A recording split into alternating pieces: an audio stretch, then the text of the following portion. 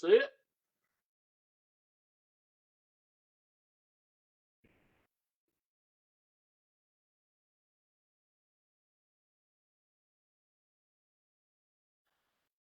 Sheikh.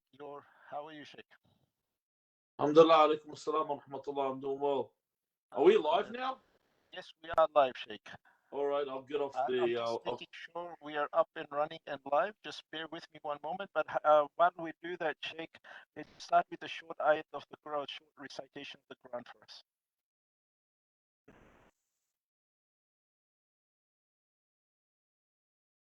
for us. Can you hear all the background noise in my house? No, nothing at all. It's all good. So if I go inside and kill somebody, no one will know about it. You are live, by the way, and everyone is watching.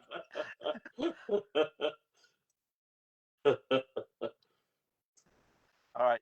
Would you like to start us with a short ayat of the Quran, please? Okay. أعوذ بالله السميع العليم من الشيطان اللعين الرجيم بفضل الله بسم الله الرحمن الرحيم الحمد لله رب العالمين والصلاة والسلام على محمد وآله الطيبين الطاهرين الحمد لله الذي جعلنا من المتمسكين بولاية أمير المؤمنين علي بن أبي طالب والأئمة المعصومين. We praise Allah and thank Him for making us, or guiding us, I should also say, of being those that follow Amir al-Mu'mineen, the commander of the faithful, Ali ibn Abi Talib, and his progeny. And this is a blessing, and this is the greatest blessing without a doubt. The verse, obviously, because of the day of Ghadir, is the verse we will be looking at. Is Ya ayyuha Rasul, balligh ma unzila ilayka min rabbik, wa in lam taf'al fama ballaghta risalatahu, wallahu ya'simuka min an-nas, inna Allah la yahdi al-qawm al-kafirin. Allah is saying, O Messenger, to deliver, okay, to deliver what He has been revealed to you from your Lord, and if you do not do this, then you have not delivered your message, and Allah will protect you from the people. Surely Allah will not guide the unbelieving people. So, as you know, we are in the presence of celebrating the the day of Ghadir, which is a day of celebration, a day of the greatest favor upon us from God Almighty, where the wilayah has been given to Ali ibn Abi Talib, salawatullahi wa salamu alayh. And this is a day where the religion, in the other verse that we use, Al-Yawma Akmaltu Lakum Dinakum, is the verse that where our religion has been completed, and Allah Azza wa Jal has perfected our religion, and without this there is no perfection or whatsoever. So on this day, especially in this month, that has a lot of blessing because it's the month of Hajj. But on this day, it is such a great day that there is so much reward for everything we do, and it is the criterion. Today is the day that is the pivotal day between belief and disbelief.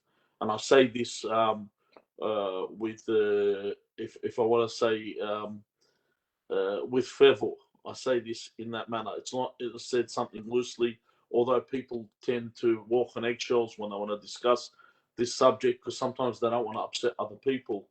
But the truth should be said with strength. Very much, Sheikh. So just as an introduction, firstly, to everyone who's connecting on Facebook with us, you can send us questions throughout the program, and I will make sure we pass it to Sheikh this as we go through. Sheikh Mohsin Nasser is also joining us a bit later on, but he's actually just driving a visitor. So we'll be joining us shortly. Sheikh Mohammed Mehdi and I have known each other for a long, long time. I had black hair completely. He is irrepressible. There's no doubt about it. So know him. He's a character. And the reason why I have him here today is because he does a lot of work with the youth. Sheikh Mohammed and I also in the past or before lockdown, we were doing our Sunday morning chasing the sunrise. Sheikh, you'll agree that we older people were there on time, but the young people were always late at attending and missed the sunrise. And and he speaks very well to the youth. So I thought it's an opportunity to discuss some of the issues that we are hearing from our youth, especially with with the lockdown starting to have some effect on our community members, and we'll touch on that as we go. Sheikh, we are here to discuss Eid-e-Ghadeer, and we are living in 2021. And the message, or the sometimes we get queried as to, the Shia calendar has become very scripted. Every month we have this program and that program, a wiladat or a birthday of an imam, the commemoration of an imam, and now we have Eid-e-Ghadeer. I mean, how is it playing any role to how is it playing any role with how I am in 2021? I mean, what how does it make me better or worse, or what effect does it have on me? How does it change my life in 2021? What would you say to that? Well, this is an oft repeated question, especially if you look with regard to the day of Ashura, for example. Every year they say, what's the point of bringing this up? A lot of people have a problem with, what's you're digging up the past? There's no point to all this. And the contrary, everything we do is based on the past. Every event we have. If you look at the Australian calendar, for example, from the beginning, Australia Day on the 26th of January is a disputed issue over whether is it as a day where we celebrate the landing on shore of Arthur Phillip and the First Fleet, or is it a day where we look at it as an invasion of white colonialists coming to overtake usurped land? And then there's a battle there, and all the discussions, even when you look at Anzac Day, if I'm someone that's living in Turkey, I'm going to see it differently to someone living in Australia or New Zealand. So all these events, however, we bring them up because they contribute to the past of Australia, and we know how we were built as a nation. Likewise, religiously, we need to look at the past. However, there's more to it than this. With this, it's not only looking at the past. This is what everything is all about. The day of Ghadir is everything, because when Allah Azza wa Jal created mankind and decided to place them on the earth, before he placed anyone on earth, he put a master on the earth. He put a ruler on the earth. And he said to the angels, Inni ja'ilun fil ardi khalifa. That he said, I'm going to place on the earth a vicegerent. I'm going to place on earth a ruler, someone that represents me. Now, when the angels questioned this, and then God reassured them of his position, and then he commanded them, at the moment that I place my spirit within the Adam, I want you to all fall in prostration to Adam, salamullah alayh. Now, we know God to be forgiving, we know God to be merciful, and we know there's a lot of things, when we look at God's mercy, how many things does God overlook? Take a look at Yusuf. His brothers were ark. They were insolent to their father for 40 odd years, and then they turned back to God, and God forgave them. And Banu Israel, God kept calling them back. You look at all the prophet stories, every prophet, God will always call them back whenever they deviated. However, when it came to this issue, Khalifa, he said to the angels, prostrate to Adam. Now, Iblis, who had been worshipping for 6,000 years, for this moment said, I'm not going to prostrate. See, God didn't turn around and say, all right, I'll give you a pass because you've done 6,000 years of labor. He said, you are accursed, you are exiled, you will be cursed till the day of judgment. Just for stepping away. In the only way, Iblis was never able at any point just to repent. Even when he asked one of the prophets, can you ask God to forgive me? God said yes, but he has to go prostrate to the grave of Adam. So he has to acknowledge the Khalifa. If he doesn't, he's cast out. The day of Ghadir accentuates this, because it's the day where God says to his prophet, you need to listen to these words. God says to his prophet that, oh, messenger, you must reveal what we have sent to you. Now, all this work you've been doing, all the hardship, that no prophet has been harmed like I've been harmed. The battle after battle, being cast out of Mecca, being thrown in the valley of Abu Talib, the starvation, the famine they went through, all the hardship they went through. All of this is nothing if you don't reveal this message. Nothing, nothing. God is mentioning this to him in such a grand position. So we know that this is a pivotal point. This is the crux of the faith. That if I don't accept this, this is why it's so important to remember this day. Because if I don't have this day in memory, why are you perpendicular to us? Oh, he's not on yet. Sorry. So anyway, yeah, can you off your video till your video is ready, please? Thank you. Sorry, Sheikh Mohammed. Yeah. So that's what I'm saying. So this is the importance of us remembering it today in this time, because it's perpetual. It's a commemoration for life.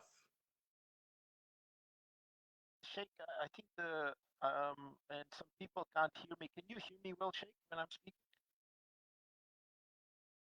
I beg your pardon? Can you hear me well when I'm speaking? No. No, okay. I'm not sure why that's. But I was just being polite. No, just hold on, because even your camera doesn't hold a candle to mine. And now, is it better now? Yeah, no? Slightly. Yeah, slightly better. Let me just get my audio right. I don't want to annoy everyone listening as well, so just bear with me.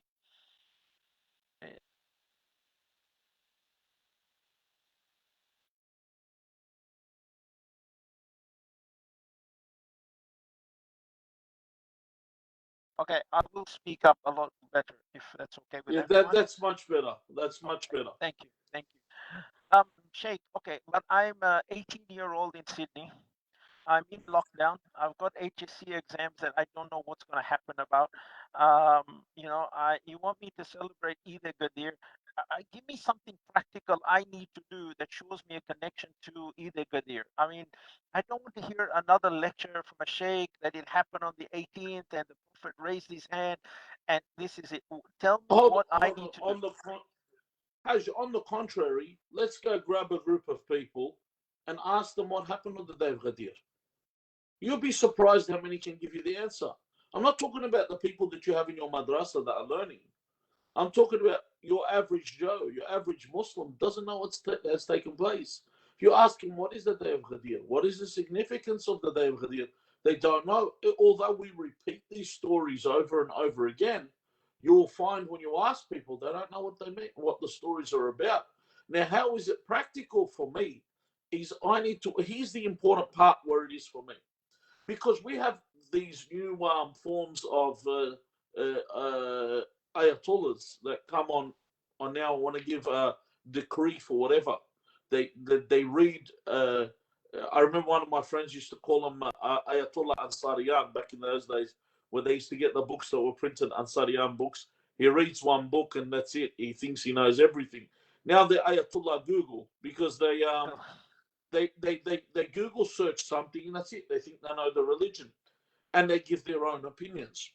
See, the importance of the day of Ghadir is Amir al-Mu'mineen is not only Rasulullah sallallahu alayhi wa sallam is not only telling you that Amir al-Mu'mineen is his successor.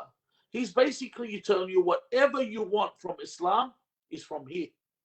Whatever. We're not talking about, all right, get this from Ali ibn Abi Talib alayhi salam, but get this from Abu Hanifa. Or get this from Ali ibn Abi Talib alayhi salam, get this from Ibn Sina. No. We're saying the religion comes from Amir al-Mu'mineen Ali ibn Abi Talib alayhi salam. The religion is from Ahl al-Bayt. Amir al-Mu'mineen says to Qumayl, Ya Qumayl, la ta'khud illa anna, takun minna. Do not take from other than us, you'll be from us. Why is that? I was actually having a discussion this morning with my brother Sheikh Ali. Obviously, we were isolated, but we discussed probably through telepathy or something. But anyway, we're having a discussion about the issue of Ghadir, the issue that the way people are perceiving it, and he was telling me about how he was discussing narrative, and he said there's an author and there's the implied author, there's a narrator, the implied narrator, and then there's a reader and the implied reader. And he was talking about the differences, like when someone writes a book, who they expect to be reading the book and who actually reads the book. And who actually, when you see a synopsis of a book, or you see an analogy, when you're reading some Shakespearean play, you'll have a different take from everybody. Everybody has a different opinion on what's going on. And he mentioned the story of Imam Hassan al-Askari alayhi salam, where that man came with the tafsir of the Quran. He was writing his own tafsir, and it was his own opinion. Like, some people, they just write their own opinion. And if this book had got printed and it got out, this man would have wore it till the day of judgment, that he had given his own interpretation of the Quran. So Imam Hassan al-Askari sent through a proxy to go to this man and tell him, is it a possibility that the author of the Quran meant a meaning other than what you're saying? If there's a possibility, then you shouldn't write what you were writing.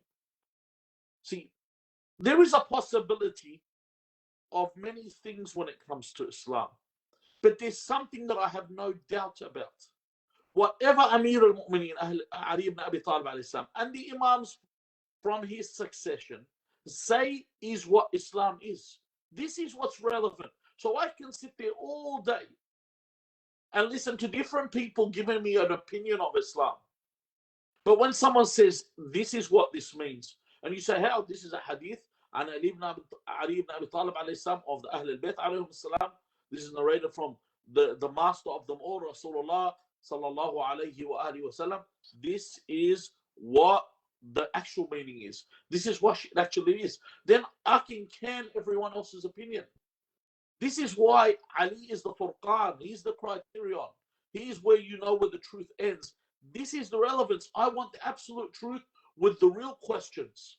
Because the questions we have every day, look, if you write what happens, go put in Google, write what happens. What happens when the first thing Google will suggest is when we die? People want to know. They want to know about the unknown. They want to know about the hereafter. They have this thirst for it. Now, am I going to let Benny Hinn teach them? Am I going to get some philosopher or some atheist or someone that's got their own opinion, some madman, deranged fool explain, or someone that claims to be the Imam, or someone that claims, no, I get it from the actual source. The source is Amir al-Mu'mineen. This is how it's relevant. How do I? So yes, I have exams. I have to study, and the Prophet says, "Utlub al-ilm min al-mahdi ila al-lahad." Seek knowledge from the cradle to the grave. Utlub al-ilm walau kunta fi as-sin. Seek knowledge, even if you are in China. In the sense, not even if you're in Beijing. We're saying in the sense because on the Asian continent, that would have been the furthest part to the east, unless you're going to jump over to Japan and Korea. But we're just saying, without island hopping, that's the furthest place you would have went towards the east. So from Islam, we get that, yeah. Sheikh, I have one quick question before we continue. One sister has requested a question. Why is it recommended fast on Eid-e-Ghadeer when on the other Eid days we are told it is forbidden to fast, and this Eid is the greatest Eid? So should we or not? Once I asked this question, I haven't fully researched the Allah of it. It's a good question. I asked this question back when I was 19. I asked one of the people that I used to study with. I asked him, why is this the case? He said, perhaps, but that's not an answer. He said, perhaps because because remember the ayat are these four. The narrations speak about four. They speak about Fitr, Adha, Jum'ah, and Ghadir. He said, but if you look at Fitr and Adha, he said they come after actions. Fitr comes after 30 days of fasting, and the Adha comes after the Hajj. So you've been tired. Perhaps the reason for you not being allowed to fast because the day where you give it a break. Whereas in the other 2 days, where there's Jum'ah or Ghadir, he says there's no previous action that you were undertaking. He says this is perhaps the response. Personally, I don't know. I haven't looked into it, so I can't give you an educated opinion. This is a question I asked a long time ago. That was the response I received. Okay, I leave that question with you. Maybe if you find some more information and Yeah, pass it on. if you send them to me so I can remember them I will after, send it. and I'll research it. Send it. Done. Brother Tom has joined us not just to look good there with his cup of coffee while we don't have one. You know, it's good to share, Brother Tom, but we all know Tom took some outstanding photos in Najaf. And of course, he's renowned for his amazing shots in Karbala as well. So, and you know, we have scholars like Sheikh Mohammed with us, and of course, Sheikh Mohsen will be joining us. So, you need the yin and the yang. When you've got intelligent scholars, you need the opposite. So, Tom and I are here to be the opposite, I guess. I Tom, think he means by that I'm very good looking. Sheikh, the next point I want to raise, in my personal opinion, and I correct me if I'm wrong here. I'm seeing, well, I'm gonna change this mic. Bear with me, because I'm.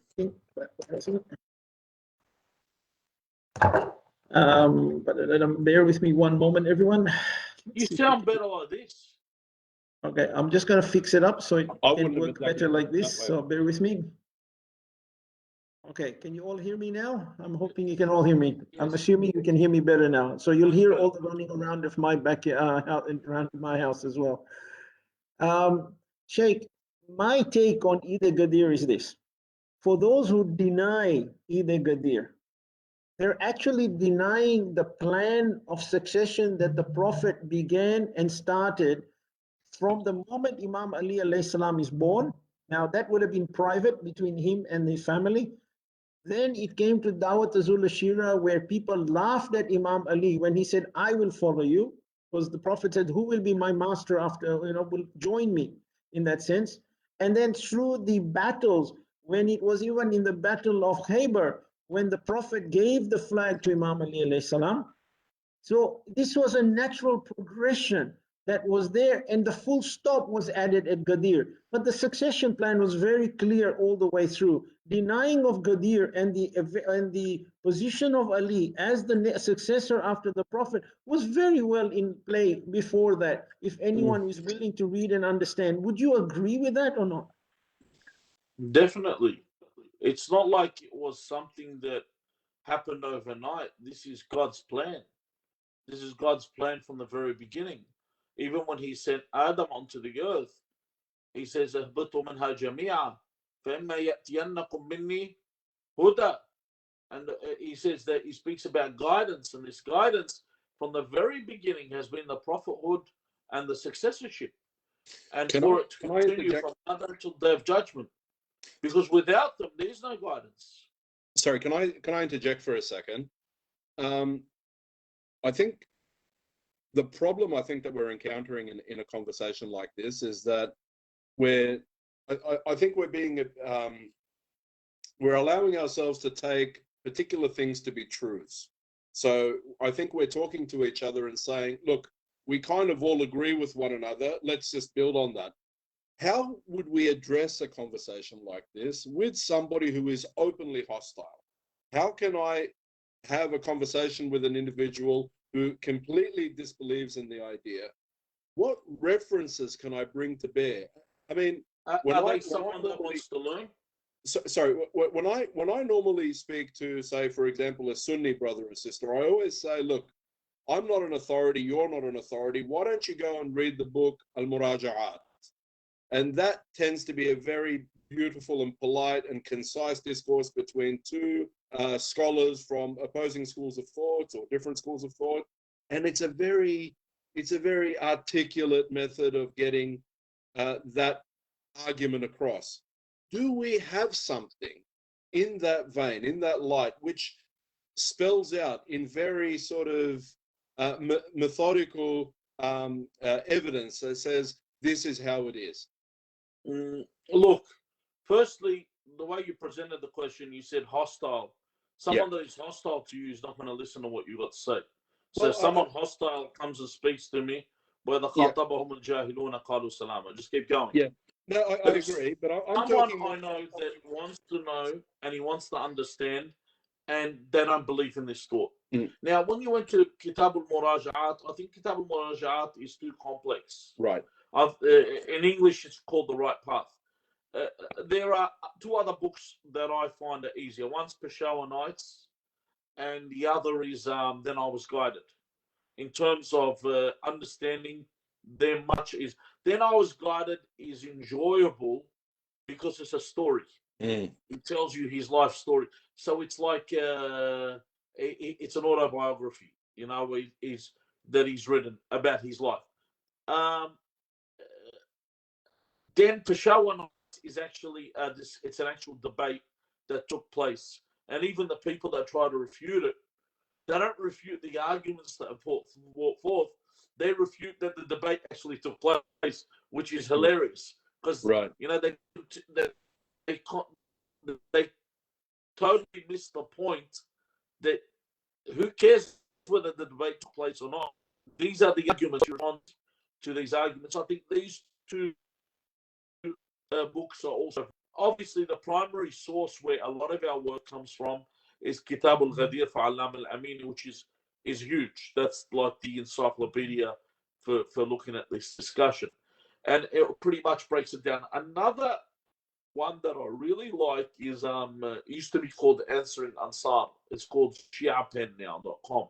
ShiaPen was nice. I haven't seen it lately, but ShiaPen used to be. It gives articles. Sheikh Mohammed, the discussion now. Then let's take a look at simplicity. Sheikh Mohammed, When I was a internet child, connection is just and they dropping used to in. teach us. Dropping in and out. Yeah. How about now? No, Yeah. So anyway, not.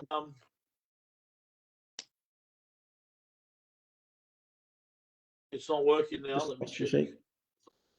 Yeah. Yeah, that's a bit better. The picture is better. Just if you can stay close to that mic. Yeah, just stay close to the mic if you don't mind, please, Sheikh. Yeah. Okay. So just look at simplicity. Simplicity and the way you explain it to people. The first thing I ask, did the Prophet appoint somebody? Just a question. If the person you're talking to says yes, then you ask who. There are many arguments I'll bring up. One of the arguments I say that he appointed Abu Bakr on the basis he told Abu Bakr to lead the prayer. This is what they say, which we don't accept took place. But let's assume it did take place. If I tell someone to lead the prayer, does that mean that's it? It's a done deal? Doesn't mean anything. Because when the Prophet sent them all to fight under the banner of Osama, the last military assignment he sent them, he said, La'an Allah man takhallafa and Jaysh Osama, whoever doesn't join the army of Osama is accursed. And these same people whom they said that led the prayer left the Jaysh of Osama. So the Prophet says they are cursed. Does that mean that they're always cursed? By their standards, that is the case. By what they say. So is everyone, or is there a chance for them to turn back? But so does that mean that Osama being appointed as the leader of this military campaign was the last one to be appointed as a leader? Does he become the caliph? So, but the answer they'll always give you is no, because it actually says that the Prophet didn't appoint anybody. And so the Muslims took it upon themselves to appoint Abu Bakr. This is what they say. Now, this means that the Prophet left this religion in disarray. There's nothing left. So that means God just left everything to happen. This mankind, that from the very origin of mankind, when he brought them onto earth, he put a caliph upon them. And after the grand message has been revealed, he says, well, just let anyone jump in and take the driver's seat. So this is where you come in the argument. Is it possible the Prophet left the religion in disarray? That's a question I need to ask myself. So if he did appoint, who did he appoint? And like Hajj Abbas said, the final touch was the day of Ghadir. But the whole time, the Prophet, from when he said the dawah of the Ashira, when he brought them in, he appointed who will be my vicegerent to carry his message. And he appointed Ali ibn Abi Talib alayhi salam at a very young age. So when he did this, and Amir al-Mu'mineen was 13, barely 13 years old, they even mocked this. They said to Abu Talib, would you follow your son to this point? Yeah, from the very beginning, from the outset, Rasulullah sallallahu alayhi wa sallam had planned for this. And there's no doubt about it. In any case, when you look at all the narrations from the beginning to the end of like even the Quran, every verse that takes place in the Quran that has a valuable action taking place. The ones that give the alms in secret, like give the alms, charity in secret, and in the open, that verse came down upon Ali. The one that gives charity in their prayers, that verse came down upon Ali. If you take a look at every verse that has some good action, it was real because of Ali ibn Abi Talib. And is that unanimously accepted? Yes, it's unanimous. I'll give you to what point. Mm. Even when I was reading the verse about Bab Hatta, which I don't know if you know about Bab Hatta, this is it's a biblical reference. So Jews believe in this, Christians believe in this, and the other sects of Islam, including us, believe that there was a doorway, that there was an archway, a doorway that Israelites were told to enter through and prostrate and say the word Hatta. And then God would forgive their transgressions. Okay? So that's what they did. Some of them changed the word. So God says the ones that change, and the word Hatta, we don't even know what it means. There's no actual tafsir that says that even had a meaning. Allahul Alam what the meaning was. So they changed the word. They say Hanta or Hanta Hamra. They just changed the word for, because they don't want to follow what the Prophet told them. So God says, فَبَدَّلَ الَّذِينَ كَفَرُوا قَوْلًا غَيْرَ الَّذِي قِيلَ لَهُمْ. So they changed the word that they were told to say. They said another word. Okay? This is what God says about this. Did you know what Jalaluddin al-Suyuti says in his book, Ad-Durr al-Manthur, which is a tafsir of the Quran? He says that the Prophet says that inna mathal, that the parable, the example of Ali ibn Abi Talib amongst you is like the example of Bab Hatta, just like this archway. So whoever comes to it, they have what? They are saved. And whoever turns away, like it was that evident. It was that clear. Like even in the tafsir, when these verses come in, every verse, it would have some reference to Ali ibn Abi Talib. This isn't something that we just conjured up. What is your take on... Sorry, Tom. I'll just wait 1 second there. I mean, the priority is to the youngsters who are asking questions, so we'll take those questions first. And if I can ask that, yes, you both and I are all.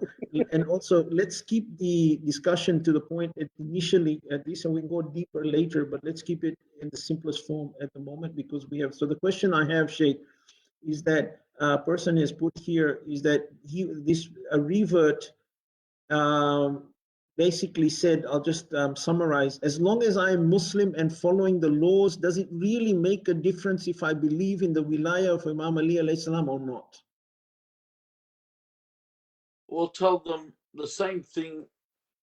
Well, if you're a Christian and follow the laws, if you're a Jew and follow the laws, if you're a Hindu and follow the laws, it's not about following the laws, because every religion, you name me a religion that tells you to kill. Do you know a religion that tells you to kill? Do you know a religion that tells you to lie? Do you know a religion that tells you to steal? It's not about these. It's about the belief is to understand and follow what God wanted. Because the only way if I follow what God wants or what God has set for me, then I can understand. See, a lot of people misunderstand religion. It's not about not committing sin. This is not what it's about. The whole idea, because Allah Azza wa Jal is forgiving. I do a wrong, I turn back to God, He forgives me. It's about me having a relationship with my Creator. So while I'm in the dunya, while I'm in the situation I am right now, everyone has a situation. The single person wants to get married. The married person wants to fix their life. Some people that have problems in their marriage want to get divorced. The hungry person wants to eat. The satiated person thinks Oh, why did I eat so much? Everyone's got something to complain about. But it's not about that. It's about being content and happy with whatever situation you're in. And contentment is only achieved when God is happy with you. So when you see the verse that says, رَضِيَ اللَّهُ عَنْهُمْ وَرَضُوا عَنْهُ, then not only is it's reciprocated, the people whom God is pleased with, they are pleased with their Lord. They're happy with their situation. They're happy in their plight. Doesn't matter where they are, they're happy.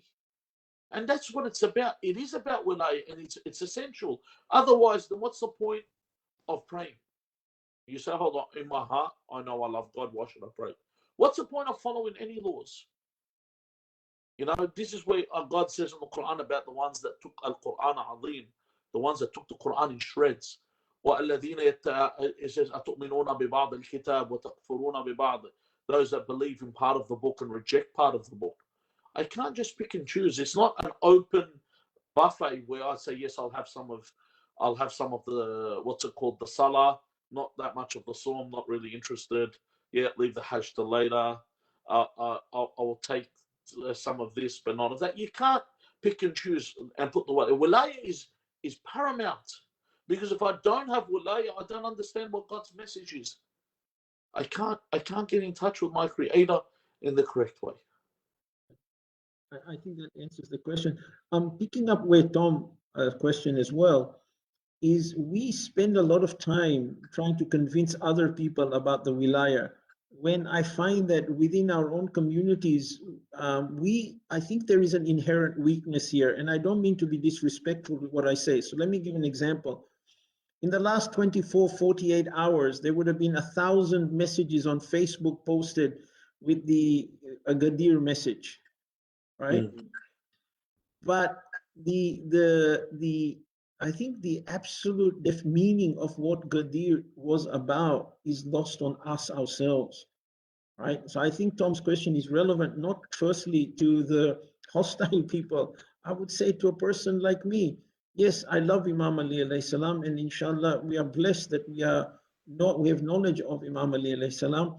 But you know, I always wondered, why was it so important for Ghadeer to take place? You know, there is so many things that go through our minds, etc. So I think it's important, and why we wanted this discussion here with you, Sheikh, is to, I think, give us that feeling that we are on the right direction when we take Ghadeer seriously, right? And the qualities, what I'd like to, I guess, is to explore now with you, is that if Ghadeer didn't happen, let's take the other side of it there. Wouldn't, and I think Tom may agree, and I'm sure he'll add his words here, wouldn't the qualities of Imam Ali alayhi salam and what he had done for Islam for that period of time be sufficient anyway? You wanna look at the quality, the fact the Prophet had mentioned before that the Imam Ali is the Caliph. Anyway, so the day of Ghadir was just, like I said, it was accentuated. It was just emphasized on that day. But it was already known. There was no ambiguity in the matter at all. Like no one, like I even remember when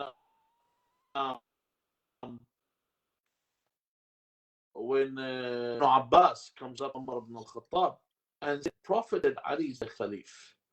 And he actually mentions it too. The Prophet said Ali is the Khalif. And then Omar responds, he said, the Prophet wished for it to be Ali, but Allah wished for it to be otherwise. And Allah's will is above all wills. So the narration here pretty much says that the Prophet has his own whims. He's whimsical. He decides what he wants to do and totally neglects. Allah wanted Abu Bakr to be the Caliph, but the Prophet wanted Ali. But Abu Bakr, Allah's will is above the Prophet, which is ludicrous, because the Prophet never once mentioned anything about Abu Bakr being the Caliph. Ever, ever. In any narration. Like if you give me, I'm not talking about Shia, give me a Sunni narration where the Prophet says, I appoint Abu Bakr after me. One. There isn't any. There's no Sunni narration even that you like and this is essential, and I'll tell you why. When I say we need it, because part of the Sunni faith is the adl al-sahaba, which means the righteousness of the companions. They believe all companions are righteous. Okay, so if all the companions are righteous, even to the point where if like when Muawiyah killed Hajar ibn Udi or Hajar ibn Uday, they used to say that they said that used to be written on the grave that this is the grave of Sayyidina Hajar, who was killed by Sayyidina Muawiyah. Could you imagine my master killed my master? It's what's it called? It doesn't make sense. It confuses the people. You know, I don't know what word to use. Yeah, this is ridiculous, is all I can say. So there's no evidence at any point that the Prophet appointed other than Ali ibn Abi Talib as the caliph. But Ghadir was important. See, even the setting of where Ghadir took place. Do you know where Ghadir was? It was a place where people would gather. Why? Because it was a pond. It's where all the rainwater was collected. Number two, the area was like an arena. Okay, so the acoustics there were good too. Did you know that? So if you wanted to talk, the sound would spread. Okay, so there's the Prophet, tells them to put up all their saddles and their mounts, and the Prophet gets up and stands on them. And he gives a long sermon. And amazingly, the sermon has more reference to Imam al-Mahdi than it has to Imam Ali. Did you know that? The reference in the sermon of Ghadir has more reference to the final Imam than it has to Amir al-Mu'mineen. Because it's all about this, the grand haq, the justice coming on earth. And then he mentions to the people, Alastu awla minkum. Am I not? Let them all know. Awla, do I have more right? Do I not have more right over you than you have over yourself? Alastu awla minkum an anfusikum.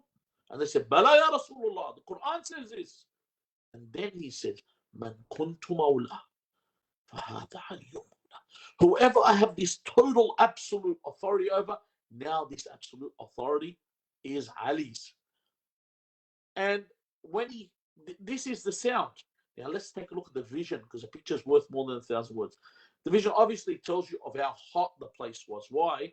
Because in the narration it says when he grabs the hand of Amir al-Mu'mineen and raises it, the narration says he doesn't, this is the strength of the Prophet. He doesn't only raise the hand, the narration says he lifts Amir al-Mu'mineen. They say till his feet are at the height of the knee of the Prophet. Did you know that? He lifts him. So he's holding him up. It says to you see the whiteness of their armpits, because you could tell that in some of the people even put their you know how you have your rida that you have above on the top covering. It was that hot. Some people put it under their feet to stand. Some people covered their heads. This is how hot it was. But then when they lift their hands, you could see their armpits. So he's raising the Imam's hand. So it's not just any Ali. It's not Ali from down the road. You know, it's not Ali next door. It's this Ali. The same Ali that won in Badr. The same Ali that won in Uhud. The same Ali that won in Khandaq, Khaybar, Hunayn. The same Ali. The same Ali I married to my daughter. The same Ali that is the door of knowledge to Rasulullah. The same Ali that is in the position of Harun was to Musa. The same Ali that slept in my bed when I had to move from Mecca to Mina to give me that security. This is the same Ali. I'm holding up his hand, and all the believers came, and all the companions, even the munafiqs came, and they gave allegiance to this Ali. So it was cemented. It was a historical event that is documented, that is sahih. There is no ambiguity. There is no doubt on this day. This is the relevance of this day. No one could turn around and say today didn't happen. But the interesting thing is, Maulana, is you're absolutely right. Nobody disputes that this happened. I've spoken to people from all across the board, and nobody seems to refute that this has happened. So how then, to give the tone and the words used, how then do we spin it? Or how then do they spin it in such a way? Whereby... It's easy. Look at the world today. Mm. The current Premier of New South Wales was in a relationship with a married man. okay? And she was privy to the fraud that he was involved in. Do you remember that? What did anyone say about it? Was he a married man though? Yes, Darren Maguire's married. Look it up. Mm-hmm. Yeah. No one said, what happened to Barnaby Joyce? He lost his job. So they pick and choose. Or what was the name? That Katie Hopkins, that far right winger, they let her come into Australia because it's okay to hate Muslims. But because she broke COVID protocol, they kicked her out. People see all this happening around them, and people are oblivious. That's what I'm saying. So this is, we're talking Hajj, we're talking current events. Yeah, you see them happen in front of you. You see them happen, and they give it a blind eye. And then, so you're telling me something happened long ago, or for example, take a look what's happening in. Look, when America entered Afghanistan to get rid of the Taliban, isn't that right? Who's back in power in Afghanistan? Yeah, but my people are oblivious to these things. My question is more actually focused on the time itself. So what I'm trying to tell you today, people are blind to what happens. How will they not be blinded to something 1400 years ago? And we see it in America right now when we see 40% of the country being told completely different things, and we see this with anti-vaxxers, and we see this with all sorts of media information. The media plays a terrible role in covering. But even the people, Hajj Abbas, yeah, the people accept these situations. Like honestly, everybody should have self-combusted on the spot when they saw Kanye West sitting with Donald Trump in the Oval Office. Like seriously, it's like a sitcom. It's like if you looked at it honestly, if you were to show this to someone 20 years ago, they think it was a comedy satire. There's no way. They think Kanye West and Donald Trump's in the Oval Office a normal thing. Without stepping on too many political eggshells here, just to be careful. The one thing is that I haven't said anything. No. I know that hasn't been mentioned in the news. I know you're being careful. I haven't said anything that has any. I'm going to go to one example. I think it's after the Prophet has passed away. Sayyidah Fatima Zahra alayhi salam goes to people's houses to garner, I guess, support, you could say, for Imam Ali alayhi salam after the event had happened at Saqifa. And when she asked the people that you knew what the Prophet said, or something along those lines, I can't remember the exact words. And the answer was, yeah, but Ali was not there. And, it just happened. And, it was one person said yes, so we all said yes. It was like a bully sort of approach where the bully bullies and everyone follows. And that was what happened there. And these are, if I'm not wrong, these are factual evidences of these things that have happened. Yeah, look. When Muawiyah wrote the letter to Imam Hassan alayhi salam, where he told him that the people have united to follow me, but they didn't unite to follow you. It's very important when Imam Hassan shows there's two types of people with this regard. There's those that follow the bad guy, and they're under duress. They're being forced. There's some kind of coercion. They're different to the people that just follow. There's some people they follow because if they don't, it's like, how they make army, they build an army in regions, like even like if you look at any modern country, the conscripts they bring are usually poorer people. They entice them with money. They're not going to go into the rich areas. Like they're not going to go into the eastern suburbs and recruit military. They can't even lock them down. So they're not going to go over there and bring them into the military. They're going to go to the poorer areas, the people that are easily swayed, you know what I mean, into fighting. So when it comes to the poorer sides, you use either luring them with money or you threaten them with poverty. And then with the influential people and the rich people, you either promise them a piece of the cake, and everyone, when you promise them a piece of the cake, most people yield.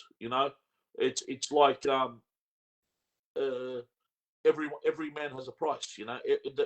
So it depends on the price that you offer them, and they'll follow. So in this case, there were people that moved left and right, but that doesn't mean that that the people the people didn't see what was clear. Because you could say, when this Jew came up to Imam Ali alayhi salam, and he said to him, "Look at you Muslims, your prophet's body hasn't even gone cold. He just died. It's a saying, and you're already fighting and bickering amongst yourselves." And the Imam responds to him. He said, "Your feet weren't dry from the Red Sea, and you were fine upon yourselves. So you guys hadn't even lost the prophet yet, and you're already worshipping the golden calf." You know what I mean? So in other words, there's always some kind of fitna. There's always some kind of problem that's stirred between the people, and the people will fight. But the truth is the truth. So we could sit there and argue. Have you ever, one of the most silliest things in the world is a debate, because the debate is based on rhetoric and how well you can articulate yourself. Okay, who can come up with a more compelling argument, not who has the truth. A bit like a court of law. Court of law is how you interpret the law. It's not whether the person's guilty or not. It's not. We're not looking at facts. It's how I can weasel my way around these facts. You know what I mean? Or present them in a way. To use that example, Maulana, can you speak to that interpretation of the word Mawla as being friend? Oh well, hold on. If I say that, if you're just looking at the verse, if we just let's say the verse says Mawla means friend. Let's just say, let's take a look at all the other narrations that actually say explicitly, "Anta khalifati fi hayati wa ba'da mawti," that you are my khalifa. What's the other meaning for khalif? What's the other meaning for imama? He mentions, "Oh Ali, your imama," or sister Ali, "Anta wa shi'atuka al-fa'izuna yawm al-qiyamah." You and your Shia are the triumphant on the day of judgment. The Ibn Taymiyyah, do you know what he says about this hadith? He says, yes, we're the Shia of Ali, about the Salafis. The Wahhabis are the Shia of Ali. This is who this. So he says, you and your followers are the triumphant on the day of judgment. So this hadith even exists. They're always going to bend them to follow the argument. This is what I'm trying to get to. If I debate with an atheist, same thing. Let's take a look at the facts. The facts. If you're a photographer, you have a studio, okay? Now, say you grow it, it becomes a big business. You have people working. Aren't you the one that will appoint who will take over the business after you? Or the people that don't know anything about photography are the ones that come and appoint the person that runs the studio. Simple stuff. So they say, for example, that and it wasn't even the people that elected Abu Bakr. This is wrong. It's a lie. It was just a few people. Because what does the word saqifa mean? Saqifa means small roof, like small covering. Remember those little sheds we used to sit under to cool down at school, where you'd fit about 6-7 people in, like that. They'd sit in one of those, and they bickered away, and there was actually a fight. There wasn't an agreement, and he was given power, and then they forced everyone to accept it. This is how it happened, and they did this all while the Prophet was being washed and being prepared for burial. So this is where this took place. They didn't even worry about washing the Prophet's body, because they knew they had to act while Amir al-Mu'mineen Ali ibn Abi Talib alayhi salam was occupied. So you get what I mean? So if you look at the facts, I don't need to sit there and argue the point. You look at the facts. The facts are clear. But let's take a look at a simple argument. I'll give it to you and you respond. In Bukhari, Sahih Bukhari, what was the state of Fatima when she died with regard to Abu Bakr and Umar? Was she happy with them? No, she was angry. Until she died. She never was pleased with them.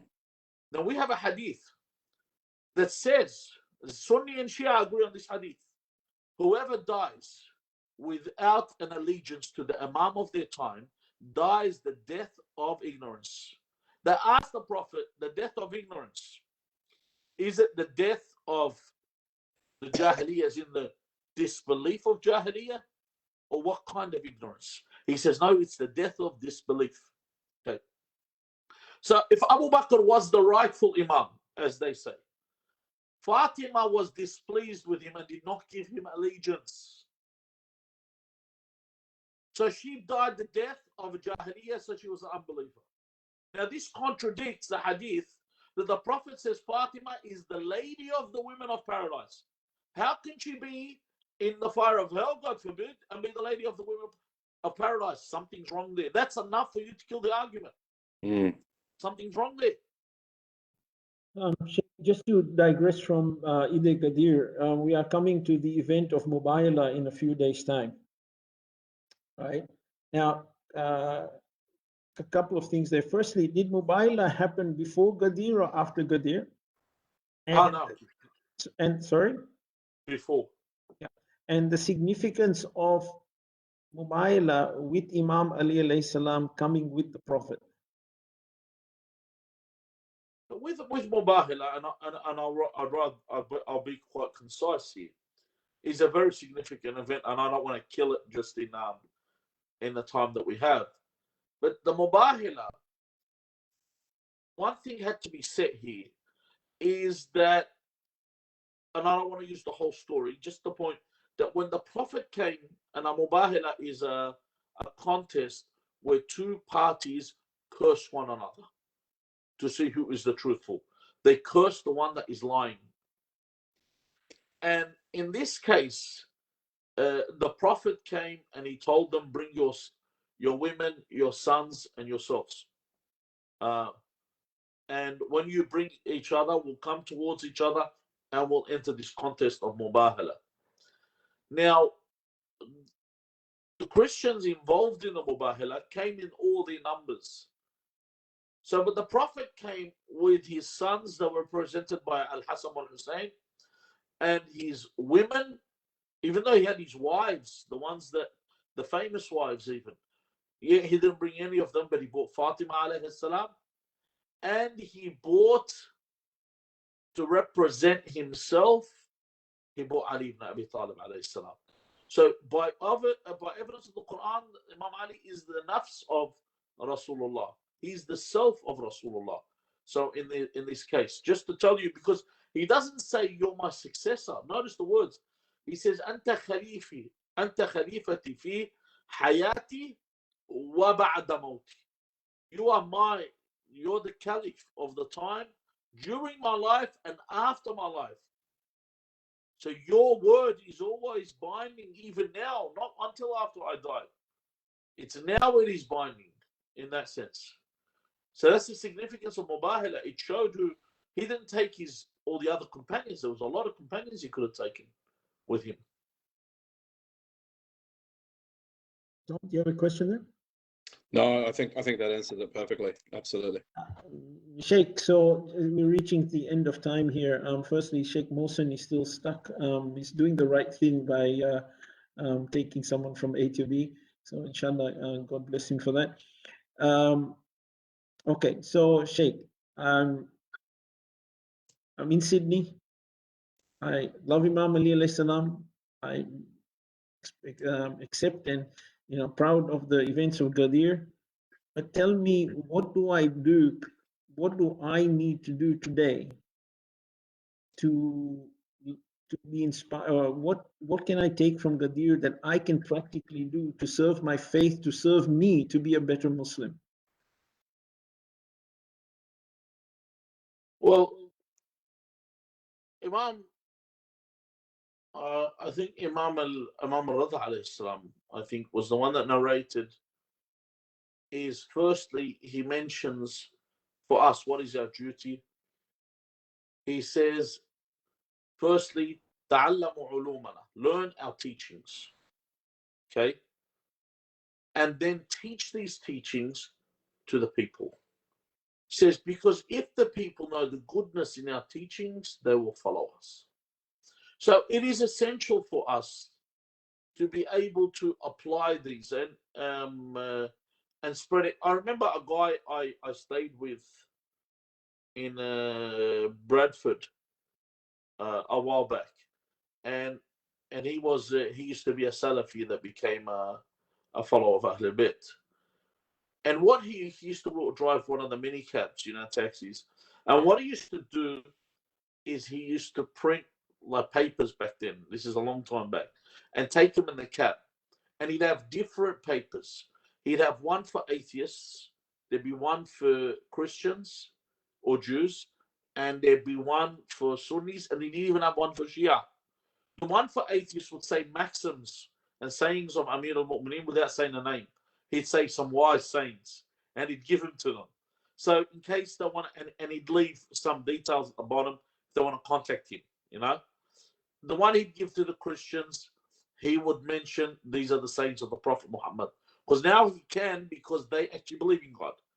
And the one for the Sunnis, he would actually put these are the sayings of Ahl al-Bayt or Ali ibn Abi Talib from Sunni texts, or sayings about Ali ibn Abi Talib. And for the Shia, he'd actually do this. He'd teach them the events that we are in right now. So what do? Is one good thing is to actually sit down with your children and sit and explain what took place in Ghadir. Explain, because you're stuck at home at the moment, and explain what took place in Ghadir. What was the event? You can either get them to reenact the event.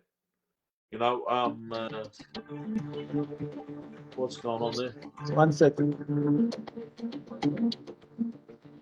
A message just came up that said Francis removed the sheikh because he was reading the Quran. So I went to click on it, and the video started straight away. So my apologies for that. It was interesting that it just came up as you were saying. It's just come up on Google. My apologies, Sheikh. Please continue. Oh, that's all right. So one thing I do with my kids is I'll tell them a story, and then I get them to write the script. I tell them to do a 1-minute play. They write the script very quick, and I've actually already taught them how to direct. I tell them you shoot a shoot, and then you put them all together.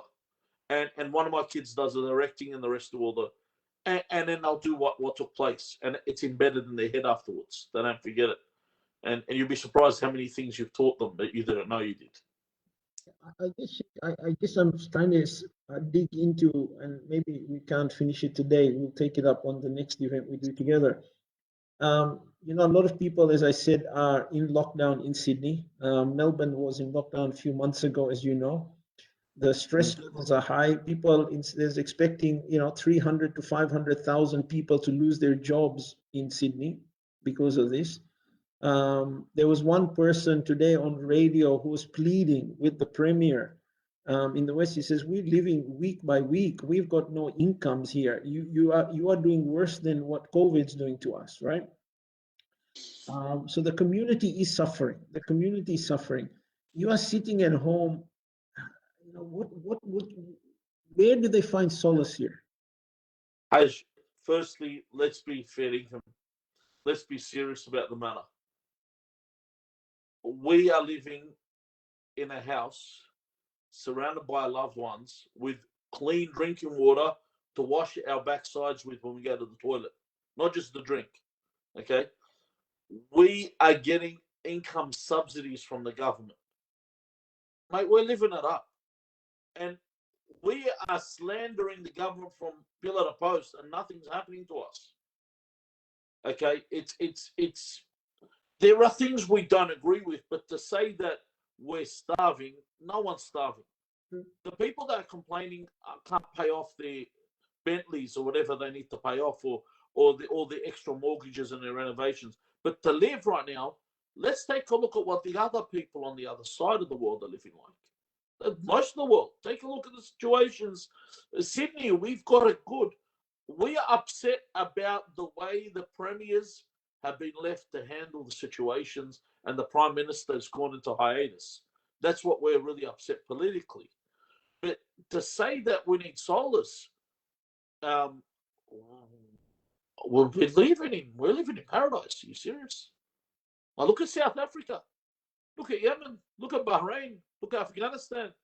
Look at India. Look at Pakistan. Look at Lebanon. Look at Palestine. Look at Iraq.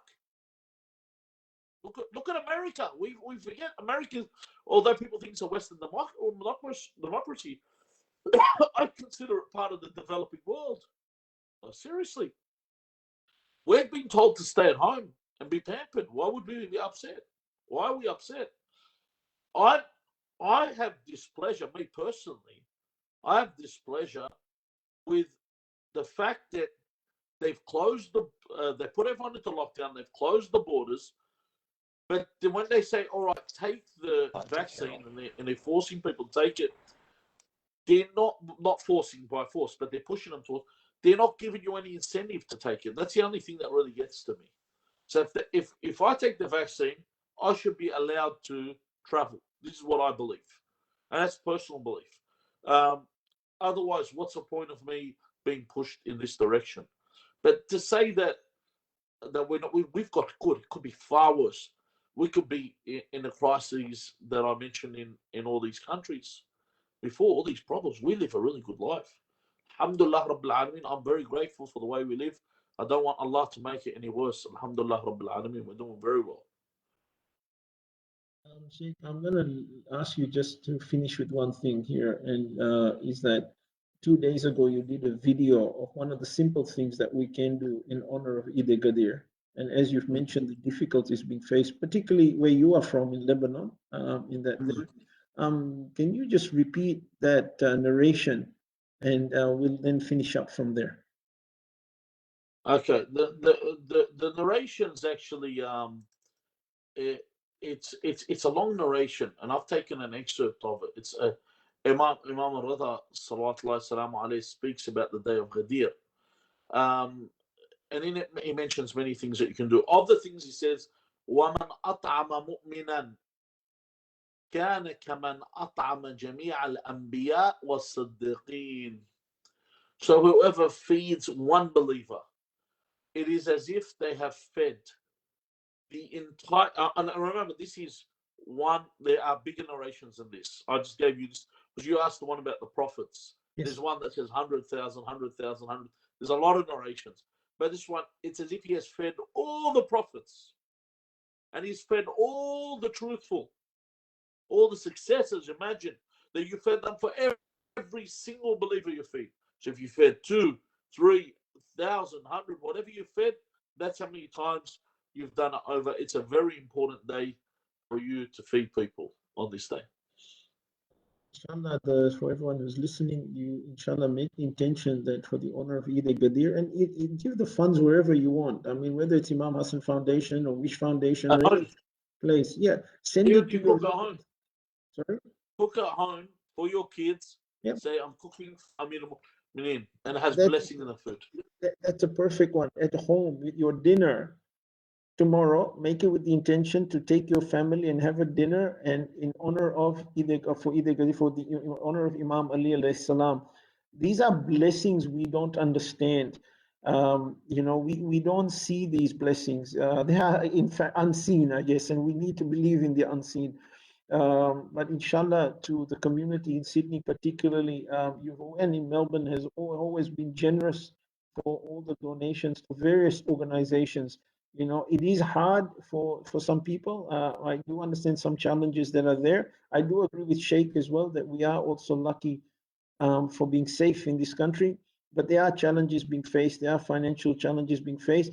It's not the amount of money that you donate. It's the intent that you donate with, if I'm not wrong, Sheikh.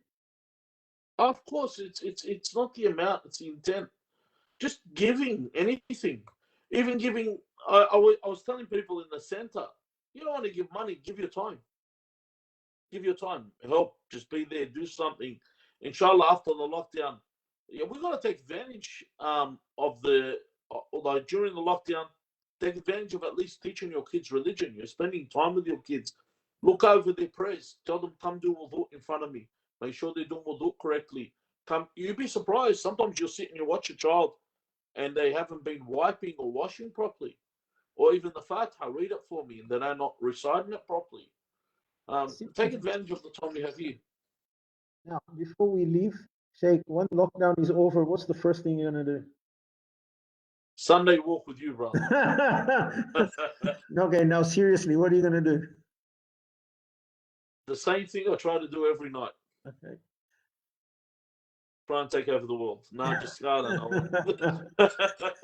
Inshallah. Thank you very much, Sheikh. I hope you're up for another discussion, but we'll have a bit more fun. I think for those listening as well, Sheikh has read extensively. He probably knows most of the books you've read, and he's very knowledgeable about most things in a general knowledge sense. And I think next time we have a little bit more fun and get to know Sheikh a little bit more, if that's okay with you, Sheikh. My pleasure, Hash. My pleasure. Thank you very much to everybody who's been watching. I hope it looks like Sheikh must have answered a lot of the questions because the questions weren't coming in as that. But if you do have a question, send them to me. I will forward them to Sheikh. Inshallah, I wish you Eid-e-Ghadeer Mubarak. I wish you the best. May Allah bless you all. Stay safe, and inshallah, we will talk to you soon. Assalamu alaikum, everybody. Thank you, Sheikh. Wa alaikum assalam.